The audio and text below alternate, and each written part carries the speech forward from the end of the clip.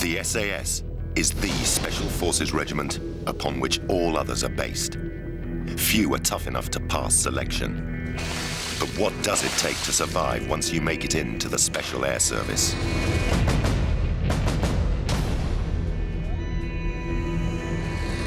Using a series of dramatic scenarios, a team of hardened ex-SAS veterans have agreed to reveal the survival secrets that kept them alive. The commander of our four-man patrol is former SAS Sergeant Eddie Stone. With him is demolitions expert John McAleese, the first man on the balcony in the Iranian embassy siege. Additional firepower and expertise is provided by Johnny and Pete. We've had to protect their identities. Together, they'll show you how members of the world's most elite regiment fight and survive, and reveal just what it takes to wear this badge. On SAS Survival Secrets, we reveal how to survive brutal interrogation and torture. Name, rank, and number! When in the hands of a violent enemy force. And we look at how to escape and evade the enemy SAS style. Last time on SAS Survival Secrets, a four-man patrol went on a fictitious mission behind enemy lines. They set up an observation post, gathered intelligence, and took out a target. But this has led them to being compromised and resulted in a series of running battles with the enemy ever since. Then things went from bad to worse, as one of the patrol was killed and another critically injured. In order to stand a better chance of making it back to their extraction point, Eddie, as patrol commander, took the difficult decision of leaving injured patrolman Mac behind. An elite hunter force is tracking the SAS team and has already located and captured Mac. But will they catch the other two?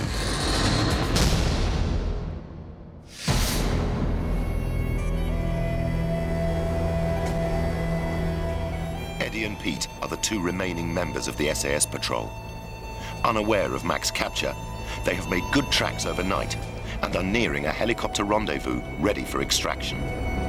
The RVs or pickup points are pre-selected prior to the mission. We'll look at the map and we'll choose them off the map, areas of little habitation, areas where the aircraft or the boat can get into. We'll pick 3 or 4 different locations. If we get bumped at one, you can always resort to the secondary RV. When you arrive at the RV, then you will contact your pickup. A determined hunter force remains hard on the heels of the two-man patrol. But because they need to make a quick getaway, the team has abandoned the normal operating procedure of covering their tracks. This has allowed the commanders of the hunter force to use their expert tracking skills to pursue them. Fresh, very fresh. No more than 10-15 minutes. The SAS know this will happen, but they have no choice. They are outnumbered, so their only option is to get to their extraction position as quickly as possible. Just keep cover, I'm just going to go in the Sarby.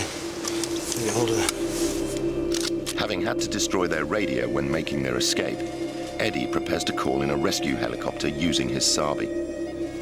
Sarby has been used by the SAS since the mid-1950s and is a lightweight radio allowing ground patrols to link up with support aircraft flying overhead. Hotel 1, this is Charlie 19, ready for pickup, over.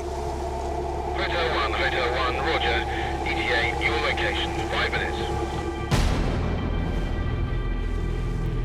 As the SAS patrol wait to be extracted, the elite hunter force prepare to surround and capture them.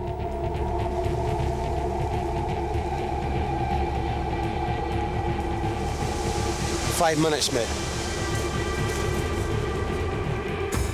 The hunter force are highly aware of the combat skills of the patrol and know that the only way to capture them is by surprise and overwhelming numbers. Their commander plans to synchronize the movement of his men into position quickly and quietly, knowing that one wrong movement or slight noise could alert the SAS.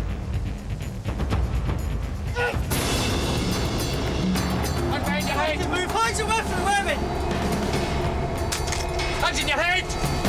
Outnumbered and outgunned, the patrol have no other options but to give themselves up. Let's go! On your knees, move, move! When you're initially captured or challenged by the enemy, The first thing you've got to do is look at the enemy. See if they're professional. See how many of them there are. See if you're surrounded. If you're surrounded, then you want to commit suicide, you'll try and fight a way out of it. If you don't, a sensible person will surrender and then look for the earliest opportunity to reverse that situation. On your knees! Move, move! Now at the mercy of their enemy, all Eddie and Pete have to look forward to is a violent interrogation process. Up, up, up! Get him away now! Move, move, move, move!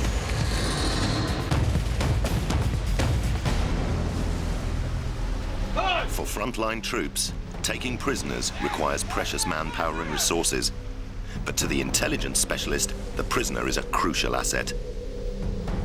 He may have information about troop strengths and positions that could make the difference between a battle won or lost. As a captive, you're likely to be taken to the nearest enemy post that has secure holding facilities. Here you can expect nothing but rough justice from enemy troops. But this is just the start of the softening up process. Get out of here! Get out of here! These men are needed for questioning. Get them down there into the holding pen right now. Charlie, Joe, to get him down.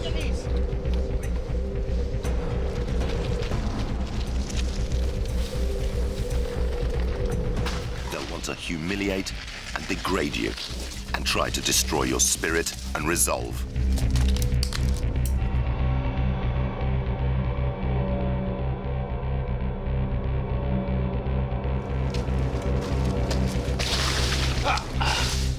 With only a brief respite, it's time for your interrogation ordeal to begin. The first stages you're likely to encounter are known as TQ. TQ, or tactical questioning, is the initial brutal interrogation phase. A local commander will attempt to extract information from you. At the same time, he's making a decision on whether or not you're a candidate for further questioning by interrogation experts at a more secure facility. Try and be the grey man, not too aggressive and not too submissive. Under the Geneva Convention, I only have to give this guy 4 details: number, rank, name, date of birth. But what you've got to do is keep your mind alert, say the big 4, appear submissive, not too submissive, and not too aggressive, grey man. Let him think he's on top of you, but he's not, because mentally you're still very, very alert. Name, rank. Look up, Edward.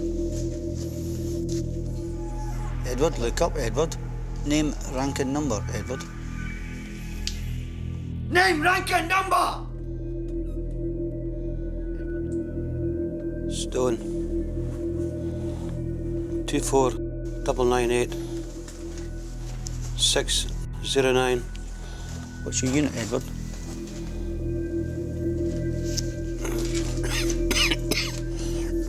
You need to try to play the sympathy card with your captors. Always exaggerate your injuries. You're trying to look fatigued, in pain, and weak. Would you like some water, Edward? Always take any chance to eat or drink when it's right in front of you. You're not being submissive, you're just trying to survive. Put it back on the table. Is that nice, Edward? Do you want another drink, Edward? Edward, all you have to say is yes. Even saying a simple yes could have far-reaching consequences. If you answer yes to a question, it can get edited in on a tape recorder and it can be, do you like Saddam Hussein? And they'll fill the yes in. Do you like Tony Blair? They'll fill the no in. So at all times, you only answer your big 4: number, rank, name, date of birth. Cigarette, Edward? Simply answer yes. It's yours.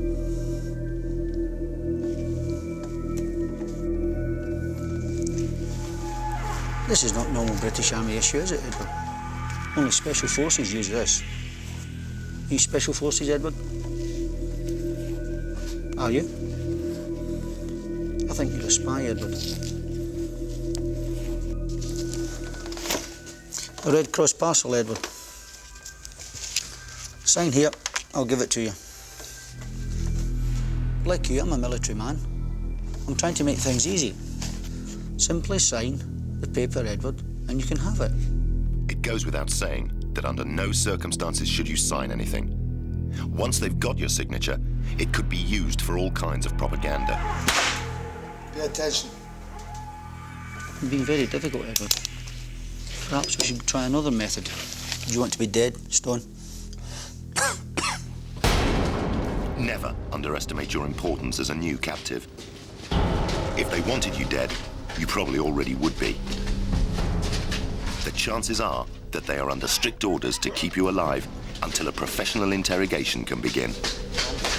Look up. Until then, they will take it in turns to interrogate you and your fellow captives, playing one against the other in a constant barrage of questioning and abuse.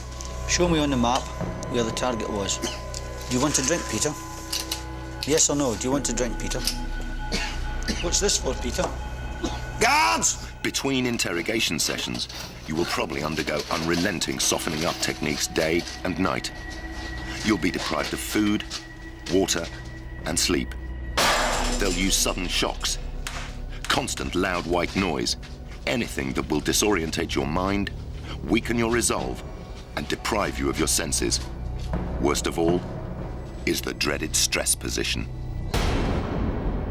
The technique of using stress positions is simple, but highly effective in softening up captives.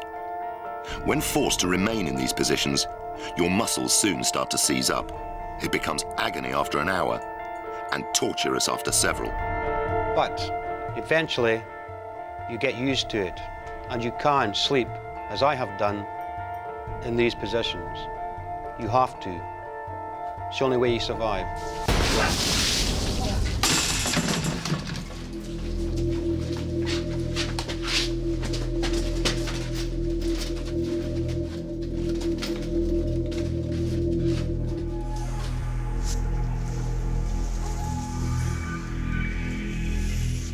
Stone. I'm an easygoing guy. Who told you the General's location, Stone? Write down the name, Stone, and you'll be free. They'll stop beating you, Stone. I think you're SAS, Stone. I think you've been sent here to assassinate. 24998 609. Unit? Stone. Unit, Stone. How did you insert, Stone? Helicopter?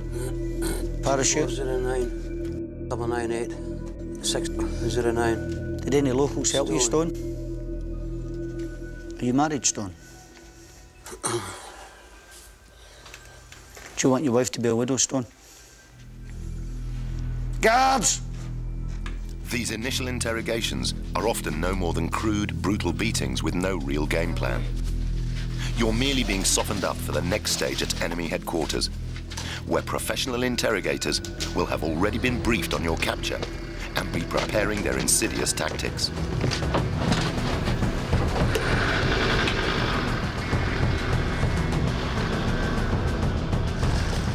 Once you are in the stronghold of headquarters, escape will be much tougher.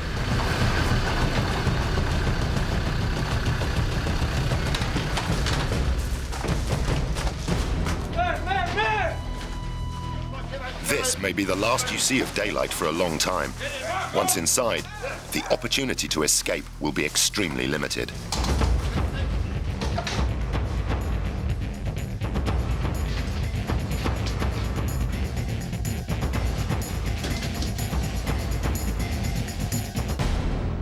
This hell pit could be your new home for days, weeks, or months, and the enemy will be doing everything in their power to make life as uncomfortable as possible for you.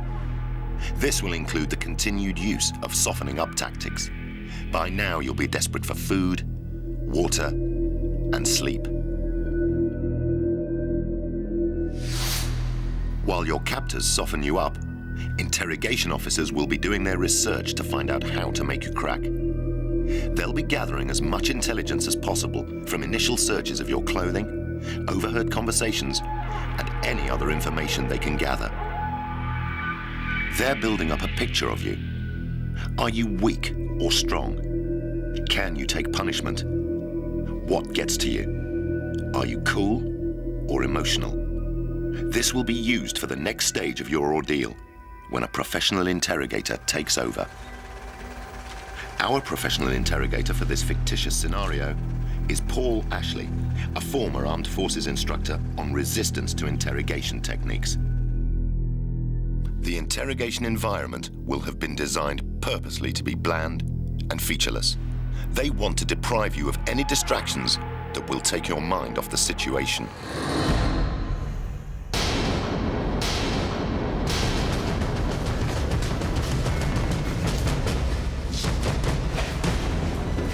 The interrogator will be constantly analyzing your responses and deciding on the best approach to weaken you. He's looking for that chink in your armor that reveals your weakest point. He may decide to be nice and accommodating, or he may be vindictive and use threats. He'll try every approach he knows until he thinks you're cracking. A lot of people have got this imagination that thinks they're going to be tortured all the time. That is not the case. Even if you control the physical, you don't control the man. If you control his mind, then you have him. Okay, listen to me. What I want you to do is to take your hood off.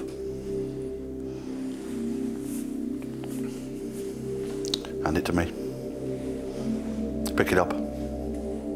Pick it up. I asked you to hand it to me.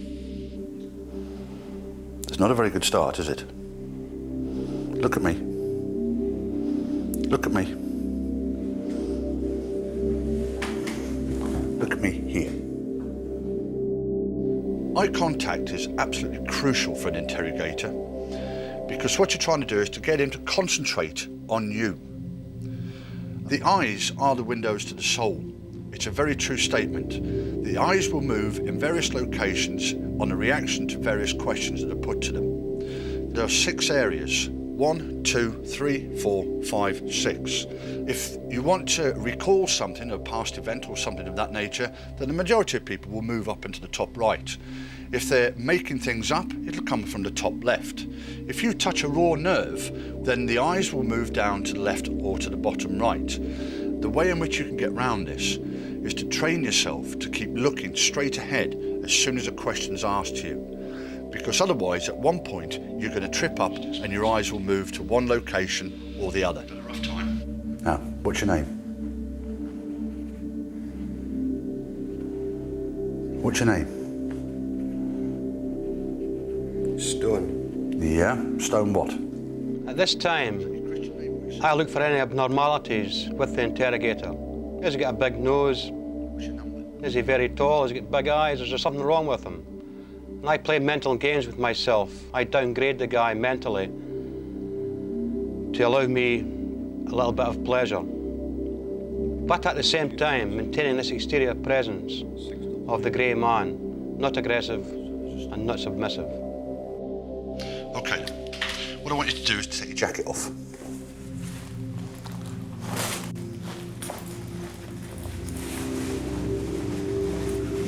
Hand it to me.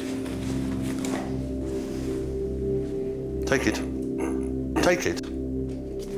Now, hand it to me. Take it. Look at me. Now, I'm just trying to be polite and courteous here, and I'd appreciate it if you do exactly the same thing. So, hand me the jacket.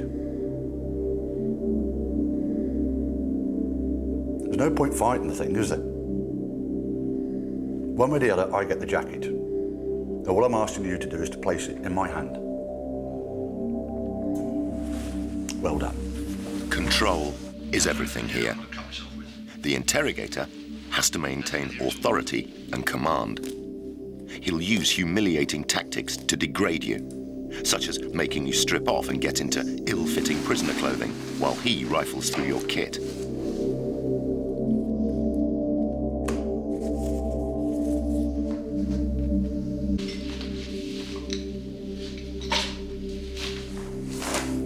Right, what was your number again?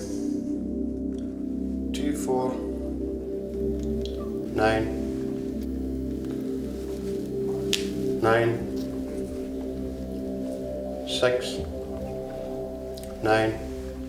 The important thing 9. is to still keep control in your mind. Let him think that he's winning. And if you get away with it, use silent forms of defiance. And any little bit of defiance that you can get in at this stage is going to be worthwhile to you mentally. But if you get caught, you're going to get a good beating.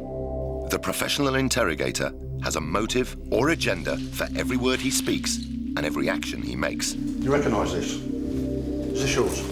At his disposal will be an arsenal of mind games designed to outwit even the most experienced soldier. Right, if that's not yours, you keep it. If it is yours, hand it to me. You're in a no-win situation here. Whatever you do, you're giving him an answer. This is a typical example of some of the many ploys and tricks an interrogator will use to trip you up. Interrogation can have different approaches, such as the good cop and the bad cop routine, known as the Mutt and Jeff. The idea being that one is friendly and the other one is very, very aggressive. Give me a call sign. A call sign that can stop all this. And get some good Call sign, loser! Call sign! Even members of the opposite sex can be used. This way you can get a different reaction from the prisoner. Would you like me to treat your cuts and bruises? If you look carefully, you can see Eddie's eyes moving slightly different to what they do when he's talking or looking at me.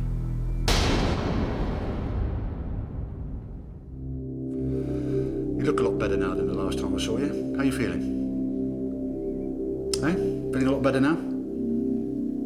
Haven't had your face dressed by a pretty girl?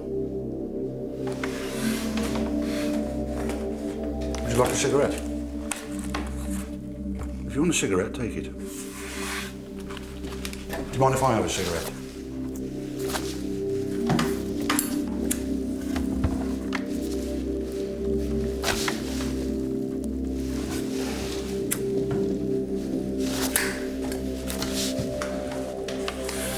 Okay, so you're quite happy now because you've got a cigarette and you've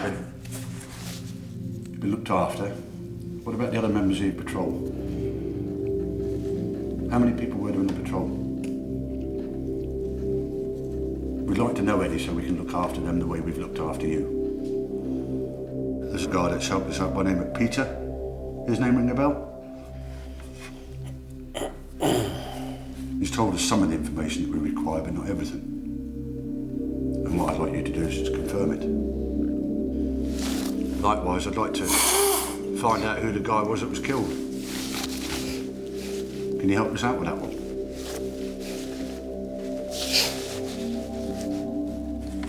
So you're not interested in your own men? Just don't look at me. Look at me.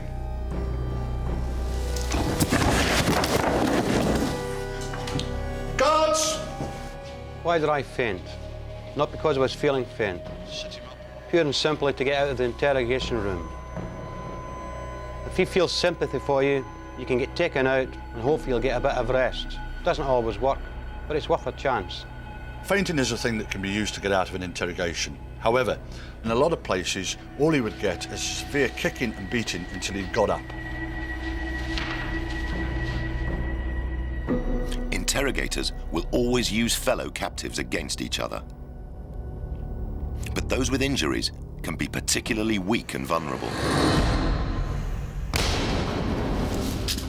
One of the members of Eddie's squad, Mac, who had been seriously wounded and left to fend for himself, has been found, treated, and is now fit enough to be interrogated and possibly exploited. Okay, I'm going to take your blindfold off. Look at me. How are you feeling? Look at me. If you're okay, blink your eyes. Well done. Like some food? Want some food?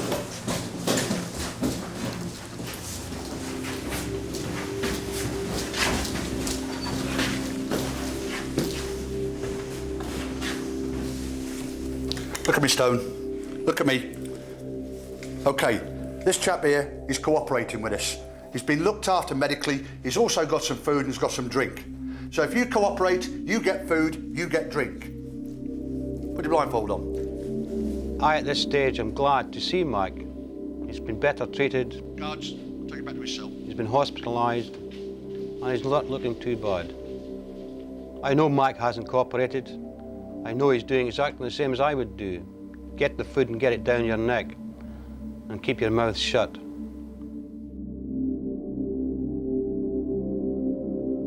Take your blindfold off. When you're under stress or lying, your subconscious mind can easily betray you. The slightest raise of an eyebrow or twitch of the nose can be an indication that you're covering something up. Every time I see you, I find out something different. Every time you come in here, there's something about you that comes across.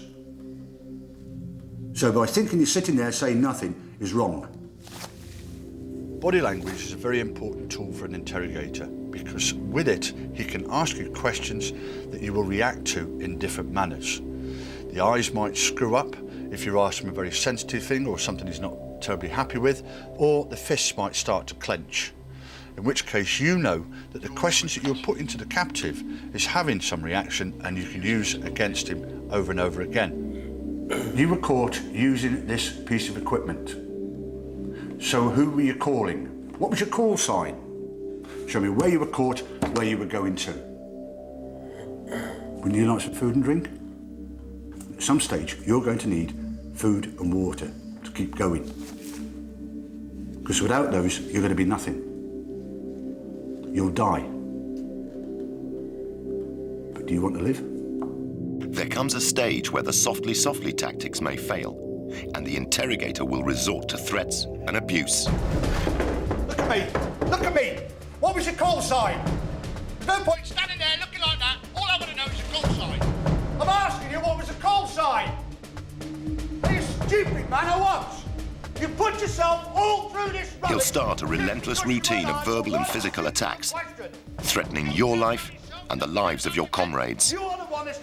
This is where your willpower and strength will be tested to the extreme. Look at me! You're not doing yourself any favours.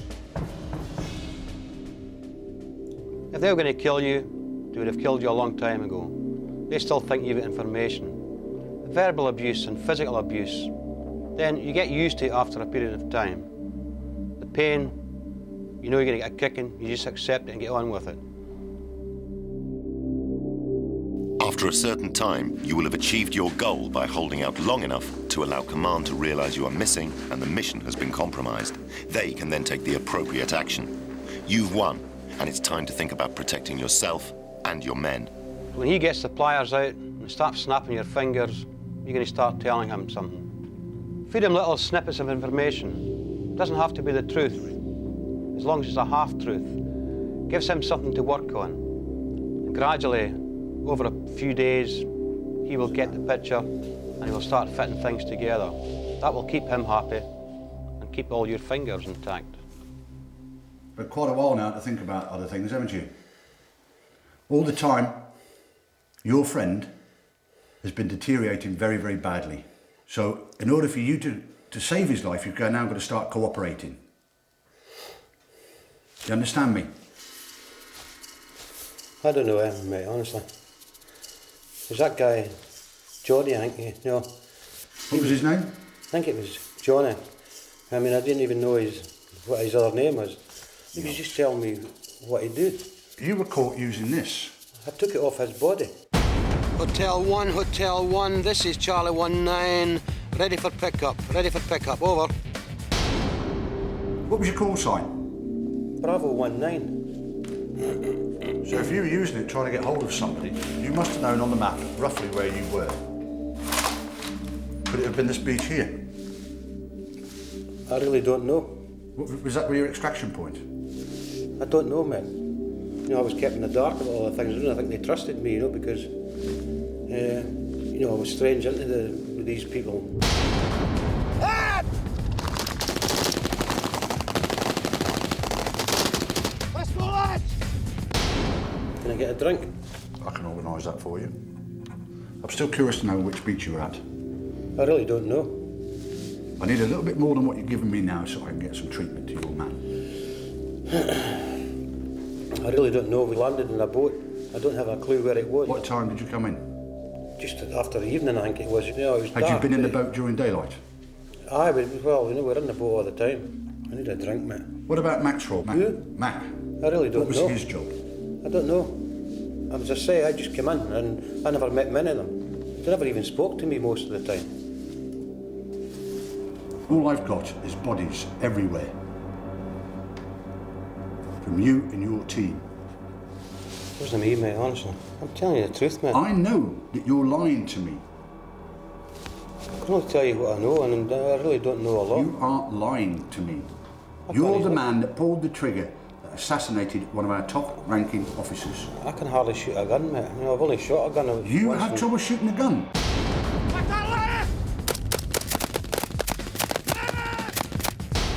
All we wanted you to do... I don't know what you're saying. I'm getting you confused. How can you be confused when you were the team leader? I wasn't the team leader. You were the team leader. You were the sergeant in charge of the patrol. Now, bearing in mind, your colleague's life is depending on you. I'm telling you the truth. I'm hungry. I'm thirsty. Unlucky. That's the way life is until you start to cooperate with us. I'm telling you the truth. That's all I know. Look at me. I'll tell you what I want from you. I want to know how you gained the information that made that assassination. Do we understand one another? Do we understand one another? I understand. A simple yes or no. I understand you fine, but... Right. I can't... Stand up. I'll try and help. Stand you, up. but I don't know anything else. Now the interrogator's got a sniff of the truth, he'll continue his routine for as long as it takes until he's satisfied he's got all the facts. Get these guys to stop giving me a kicking. Start cooperating. Guards! The most important thing is that you've done your job. You've got through the ordeal without compromising your command, and you're still alive, which means there's always a chance you may be rescued, or you may get the opportunity to break out. But without doubt, the best time to escape would have been as soon as possible after capture. What are you doing here? So, what if circumstances had been different, and our team were able to escape?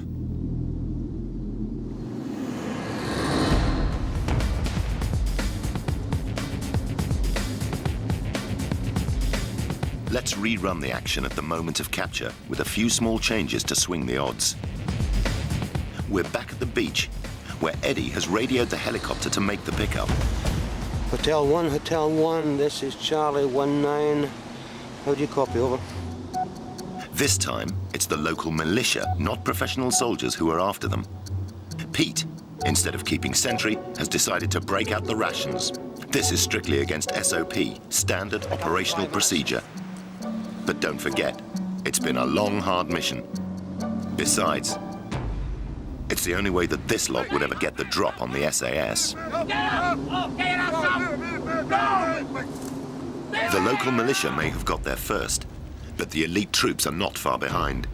So Eddie and Pete, although unarmed, will have to act soon. When captured by the enemy, your best chance of escape is during the first few minutes. But escape is only the beginning of the story.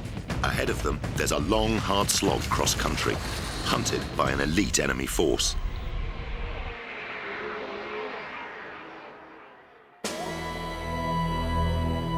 The further a prisoner of war is moved from the point of capture, the less chance they have of successfully escaping. Over the Second World War, 130 Allied servicemen tried to break out of the notorious Colditz Castle. Less than a quarter ever got clean away from the prison. In an age of global positioning and heat imaging, the places where an escapee can hide are fast running out. Escape is best tried sooner rather than later. Or better still, don't get caught at all. For an SAS soldier caught behind enemy lines, the chances are he'll be dead before he ever gets to a POW camp. What are you doing here? Hey, stop! Turn around! For them, What are you doing here? anything is better than being taken prisoner. Taking a weapon from someone is extremely dangerous, even for a highly skilled soldier. This is most definitely a last resort combat survival technique for the SAS only. disarm a man is relatively simple, but first of all, you've got to have the balls to do it. The first thing you do is deflect the weapon away from your body. You then withdraw the weapon from him. You've got control of the weapon. With a rifle, it's exactly the same as with a pistol. You've got to move the rifle away from the danger area, your body. Grab it, knock him down, take control of the weapon. But in our scenario, they have only a fraction of a second to make their move.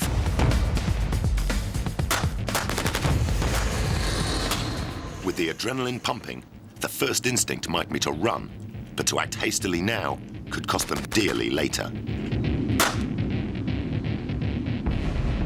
Cover me, Pete. Your mind is buzzing at this stage. You've just taken out 4 enemy. I'm going to search the bodies quickly.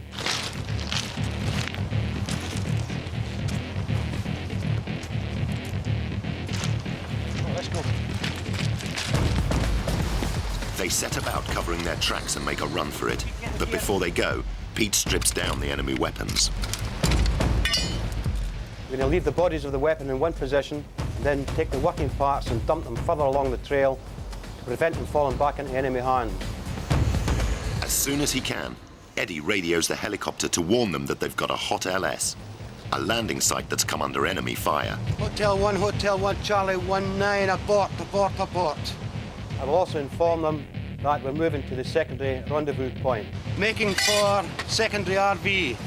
Over. All SAS soldiers always have a backup plan. Before you go on any mission, you will formulate an escape and evasion plan. The most important elements of these are your rendezvous points or pick-up points. These will be pre-designated areas where you can be picked up by heli or you will meet an agent contact to help you get out of the country.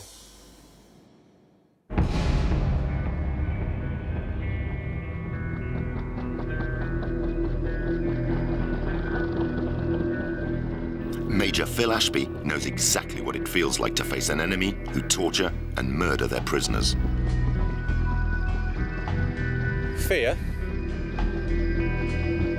Literally the sort of fear that makes your bowels twitch. When the UN compound he had been posted to was surrounded by rebels, Ashby and 3 other Western officers decided to escape. The nearest safe haven was 3 days' forced march away through tropical jungle. They were unarmed. We didn't feel that we were masters of our own destiny. And even if by doing something positive that was going to lead us to perhaps our death, then it felt better to be doing something positive than just simply to be sitting around waiting for the end to happen.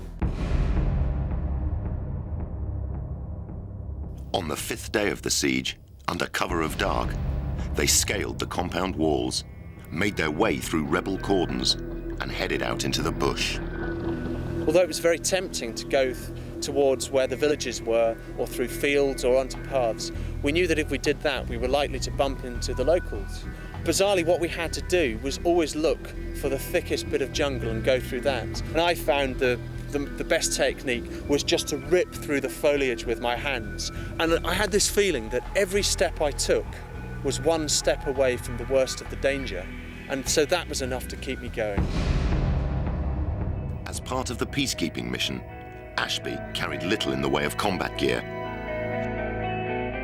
However, as a Royal Marine trained in escape and evasion, he knew they'd need some kit.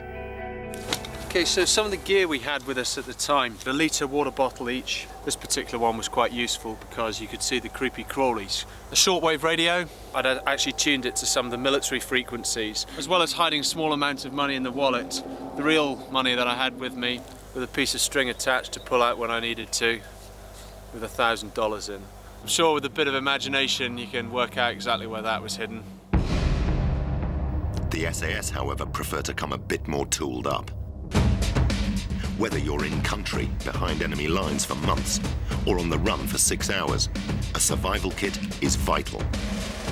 Every member of the regiment personalises their own, and each item in it is selected by the soldier himself.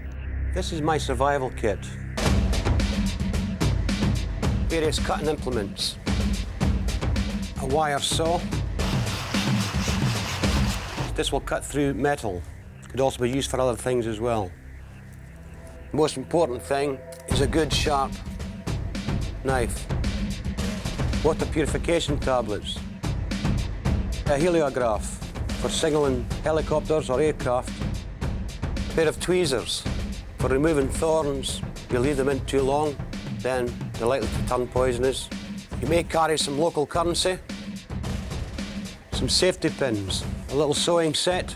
When you're on the run for a while, then your clothes start to deteriorate. A button compass, very important. A silk sketch map. This will be hidden on your body somewhere. If you go on the run, then you've got a map of the area. But a soldier's most vital survival tool is his brain. He's got to think on his feet, especially if he's bumped or has contact with the enemy. If you've been bumped by the enemy, you may want to throw in a deception plan. Go in the opposite direction from what the enemy expects.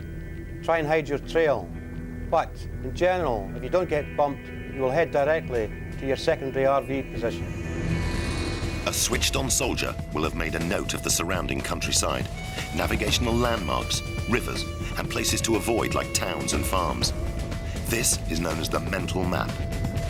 Whatever an SAS trooper has gleaned about the locality, he is aware that the enemy will know more.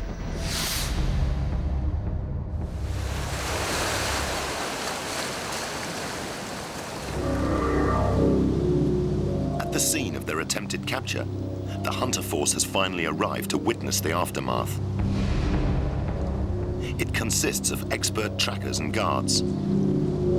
4 sentries are on point duty to the rear and the front, so the trackers can get on with the job without fear of being attacked. They're looking for signs that indicate number, direction, and speed of evaders. They're in your territory. They've got no transport. They're on foot. John McAleese is a trained tracker. He understands the mindset of a hunter force. A hunter force can jump ahead and just pick at the high ground.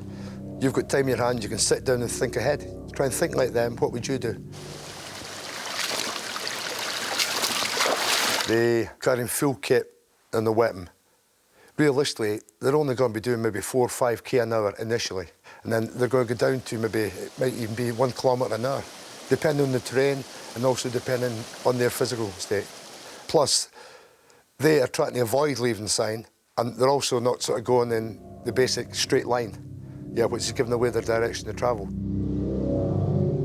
There are any number of high-tech systems that can help the tracker, but there are some basic signs to look out for. Top signs, disturbed or broken branches that indicate direction. Middle signs, again, branches, but also things like splashes on dry rock. Bottom signs, footprint, bruised or broken undergrowth, discarded items. All these can indicate number, direction, and even time. But what do the SAS use to find their way when they're on the run? In a survival situation, if you intend to move your position, then you have to know what direction to go. If you have no compass, then you can use the natural environment to assist you with this.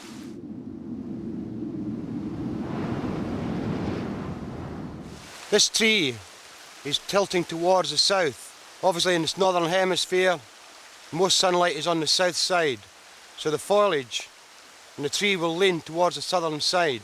It gives you a rough idea of where south is.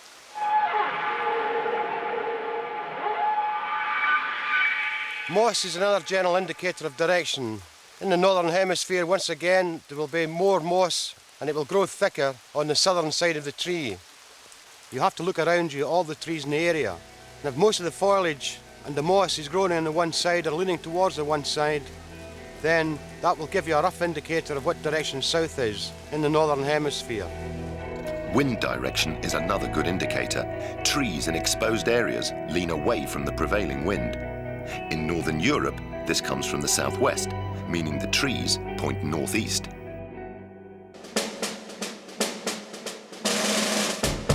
Another method of finding your direction is by using the sun. You need a stick, which is approximately 1 metre long. Stick it in the ground vertically so that it's casting a shadow. Where the end of the shadow falls, place a stone. As the sun moves around from east to west in the sky, the shadow will move. Preferably do it in the morning and then come back in the afternoon and recheck where the shadow is falling. Once you've located that, place another stone at the tip of the shadow. That now gives you an east-west line. And if you stand directly behind your stick, looking at the stones, you're facing north. And north, south, east and west. On the move, a simple analog watch can help find north. By pointing the hour hand at the sun, drawing a line between it and the 12, you have north. From that, again, you can work out where west and east are. After 2 days under the tropical sun of Sierra Leone, on the run from rebels, Phil Ashby had a new killer to contend with. All I remember is we were all in and out of consciousness, and we were, to put it mildly, as thirsty as I think it's possible to be. While dehydration took a physical toll, fatigue played tricks on his mind. On one occasion, I was convinced there was a fifth member in our party, but strangely it was a woman, dressed in basically a big white sort of shawl. And I could see this person very clearly, and I kept on saying, look, can nobody else see this person who's standing by us? The average person can survive almost 2 weeks without food, but even in a mild climate, they won't last long without water. A body only has to lose 15% of its fluid before it starts to give up. The stages of dehydration begin with the obvious. But thirst soon leads to a loss of appetite. As you stew in your own juice, you lose the ability to think or even walk straight. Eventually, there's collapse and death. In a desperate gamble, Ashby's team drank the 1 litre of water they each had and pushed on to the nearest river. But when they got there, the river was dry. I remember hearing the noise of frogs croaking, and it occurred to me that where there were frogs, there surely had to be water. We found some muddy pools, the sort of water that at the end of the dry season, even the local animals weren't drinking. We used 5 times the normal dose of water purification tablets and started drinking. When picking a place to get your water, you've got to be very careful of what you're doing. There is places you must avoid at all times.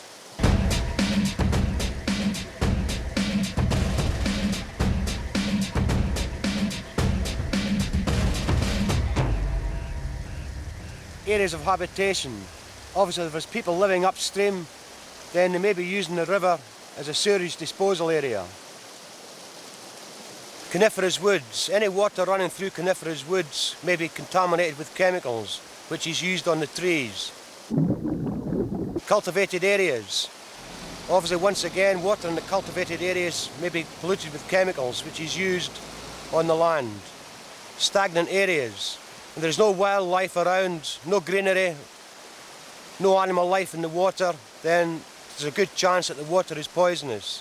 What you're looking for is a nice, fast-moving stream. Nice, clean water. Good to drink.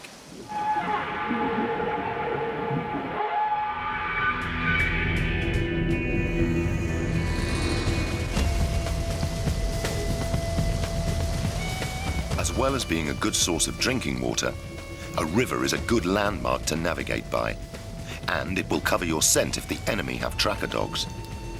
In a typical evasion, Eddie and Pete would try to move at night and rest up during the day. As first light approaches, they'll be thinking about finding somewhere to lie up and maybe getting something to eat. With a little careful preparation, nature provides a veritable buffet of edible plants.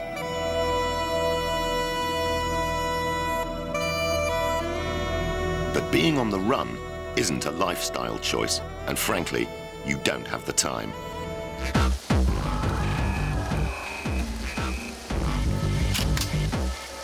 A lying up spot will be chosen based on how much cover it provides. Food is scavenged from bins or stolen from farms.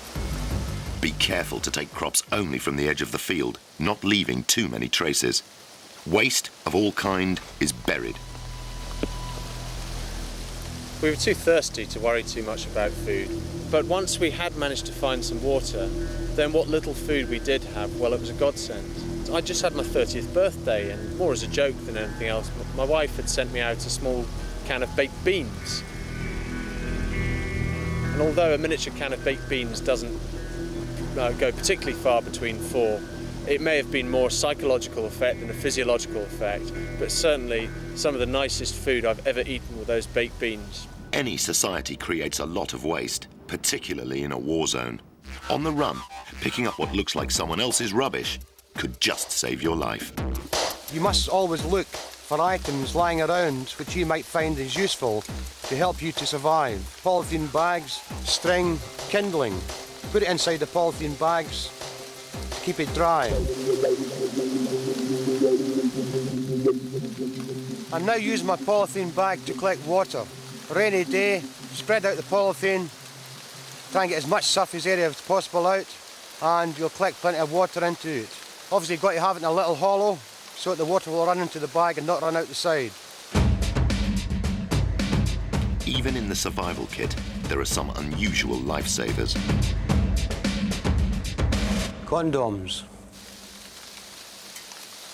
For water collection, put it inside a sock, fill the condom with water, and get a nice little carrier bag to carry the water in.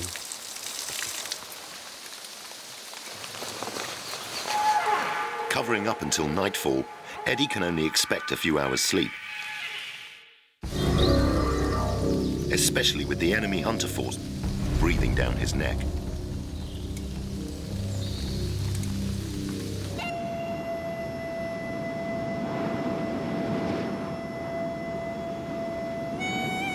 The SAS are trained in wilderness survival, but it's unlikely they'll need many of those skills on the run. Building a fire would simply attract attention. If it's possible, however, you might chance it if you really needed to keep warm. But in a scenario like this, Eddie wouldn't have time to rub two sticks together. In my survival kit, I carry various items to help me start the fire. A tampon. Very important that you open the tampon out. Striker and flint.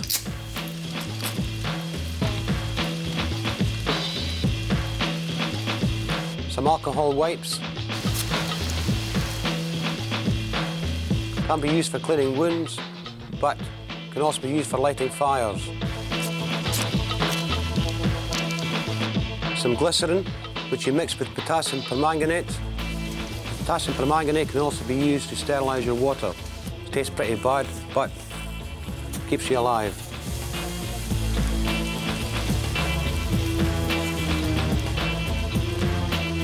As you can see, you get a very violent reaction when these two chemicals are mixed together. This should be used only in a survival situation and at no other time.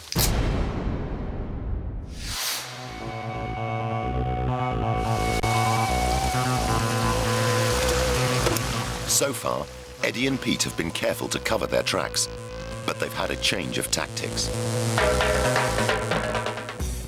We have discovered that we've been followed by a professional tracking unit of 5 or 6 men.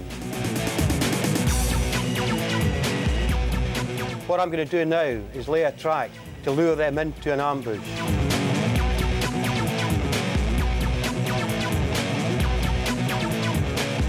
In a classic example of thinking on his feet, Eddie is using the tracker's skills against them. He's leaving clues and objects that he knows will get their attention, like a magazine from his gun.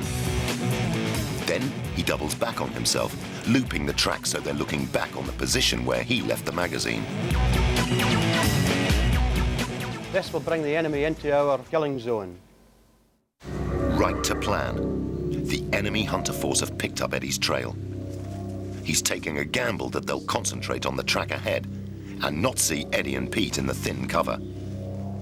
If the enemy spot them first, they're dead meat.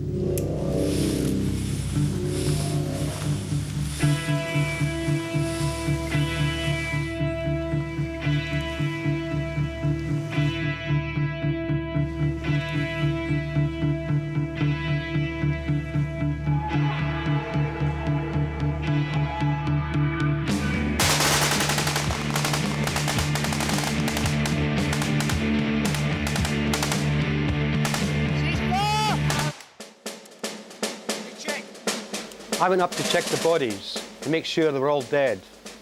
You cannot afford to leave anyone left alive when they're on your track. As I got there, one of them was playing possum. I had no option but to take him out.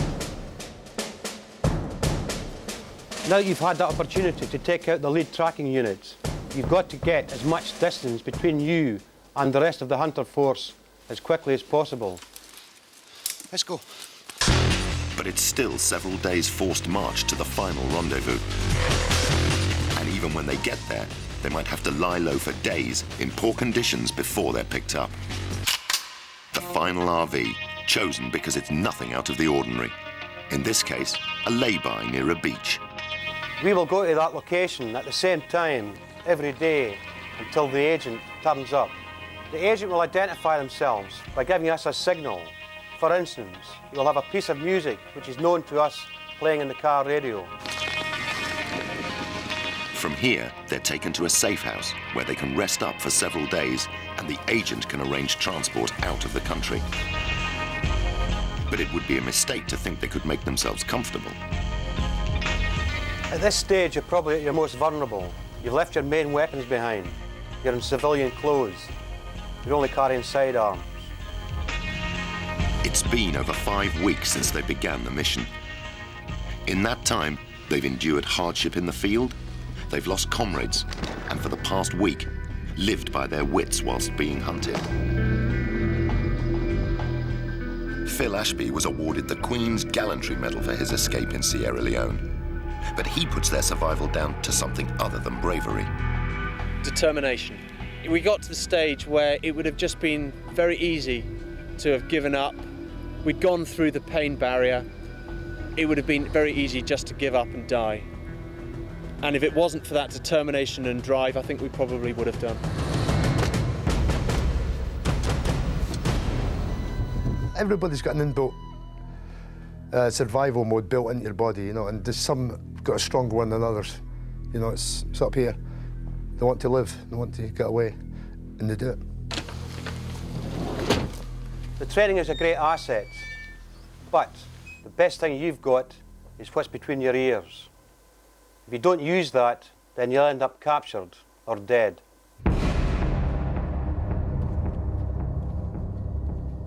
In the next episode of SAS Survival Secrets, a new mission.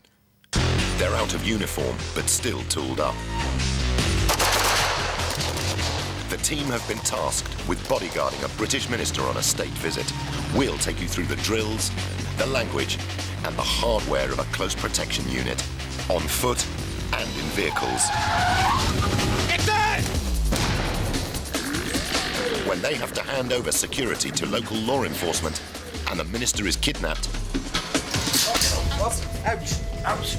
they return in full-on counter-terrorist mode. Speed, aggression, surprise, and firepower make for a successful rescue. Bodyguarding, counter-terrorism, and how to survive as a hostage. The next mission for the team on SAS Survival Secrets.